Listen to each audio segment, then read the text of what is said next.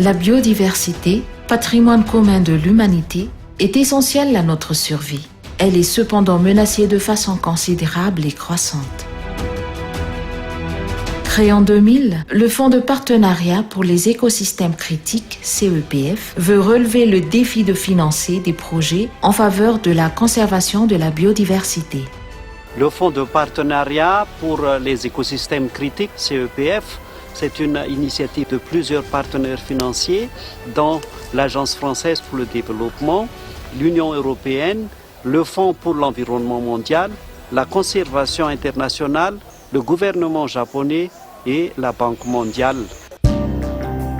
Depuis 2015, la Fondation Tanimev a été mandatée par le CEPF pour assurer la mise en œuvre du programme au niveau de Madagascar et des îles de l'océan Indien, Madiou. Les activités financées par le CEPF se focalisent sur 3 axes stratégiques.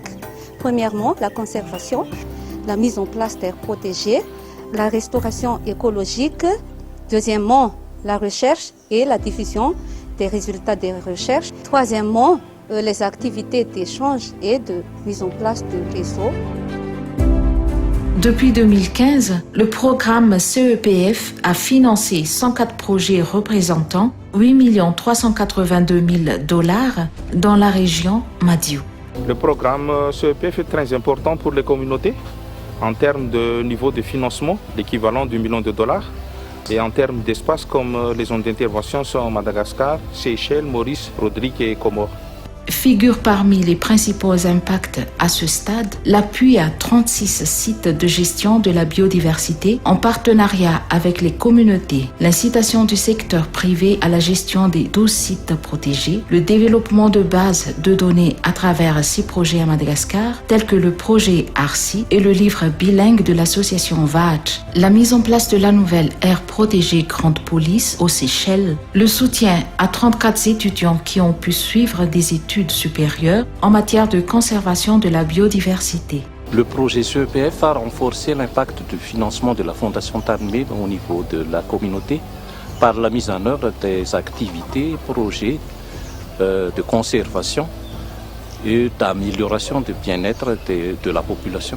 À Madagascar, par exemple, Bombetre se situe dans la commune de Bonamar. Il est composé de plusieurs petites îles dont les mangroves est entouré de forêts d'afiafi. L'association Femmes Entrepreneurs Environnement de Madzang collabore avec le CEPF dans cette localité et concentre ses efforts sur la replantation et la restauration d'une espèce rare de palétuvier, l'Avecinia marina, touchée par la coupe illégale et renferme pourtant une source de revenus importante pour la population locale, les vers à soie sauvages.